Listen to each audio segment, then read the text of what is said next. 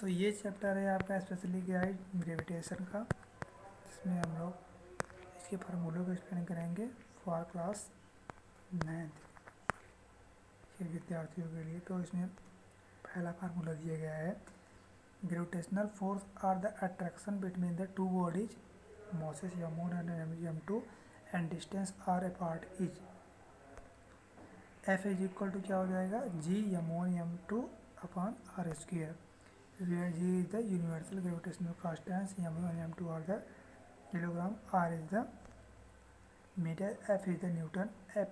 Accepted value g का value कितना होता है 6.6 गुणे 10⁻11 न्यूटन मीटर स्क्वायर पर केजी।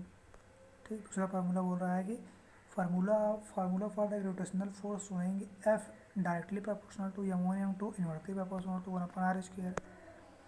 तो केपलर थर्ड लॉ बोलता है प्लैनेटरी मोशन के लिए, ये तो मतलब फर्स्ट फार्मूले का एक पार्ट है। लेकिन केपलर का क्या बोल गया था कि r cube directly proportional to T square, मतलब r पावर 3 यानी r cube upon T square is constant. r क्या है, रेडियस ऑफ ऑर्बिट है, means distance between the planet from the sun in metre. t क्या है, time period revolution planet around the sun.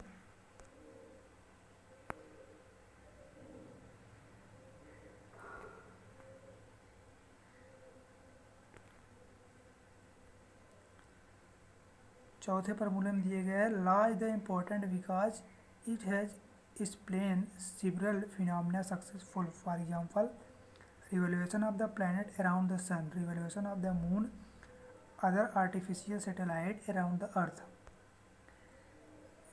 rainfall, snowfall on earth, flow of the water in the river and rises of the ocean, या prediction about the solar lunar eclipse, so on। पांचवें formula में बताया है कि gravitational force of attraction between the ordinary light is very small because of extremely value g, this is the why they can not be toward to each other. Gravitational force between the earth and any other body on earth is large, this is the why when the body is drop from higher it fall to earth.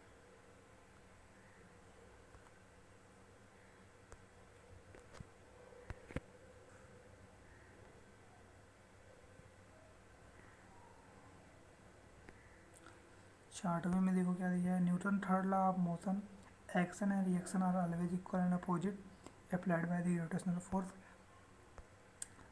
For example an apple fall down toward the earth due to gravitation and pull down the earth apple as the reaction of apple also started equal gravitational pull of the earth opposite direction।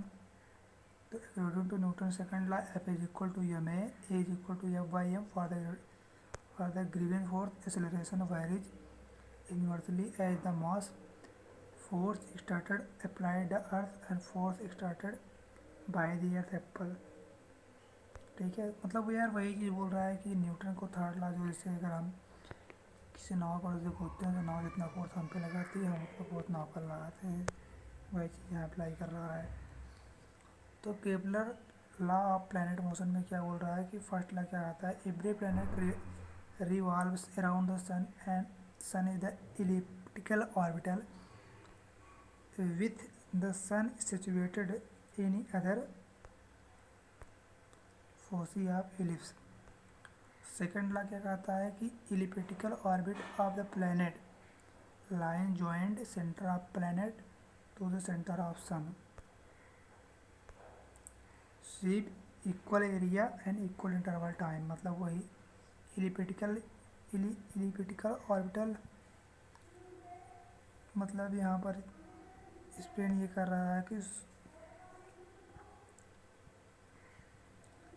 ये सन है आपका, suppose that ये अर्थ है और ये moon है, तो जब ये राउंड करता है सन के अराउंड अर्थ तुम्हारा और मून, तो इसी के अकॉर्डिंग क्या होता है, सूर्योदय होता है और चंद्र ग्रहण होता है। इसकी इंग्लिश में बाद में बताऊंगा तुम लोग को, ठीक है। तो न्यूटन गेस किया था कि universal rule F is equal to inversely proportional to 1/r² using the Kepler third law planet and motion assumed to orbit planet around the sun circular.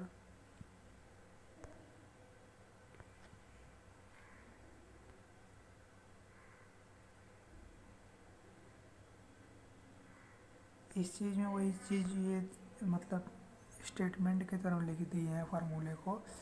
तो इन्होंने पहले फार्मूले में ये बताया कि gravitational is the event, gravitational एक घटना है, attraction between the any two bodies in the universe, ठीक। तो object of may be terrestrial which are the earth अथवा celestial which are the outer space such as the star, planet, satellite. Object में be any size, shape, mass या distance, big, small, with any medium them, ठीक। तो force of gravitation always force of attraction, it is the never repulsive.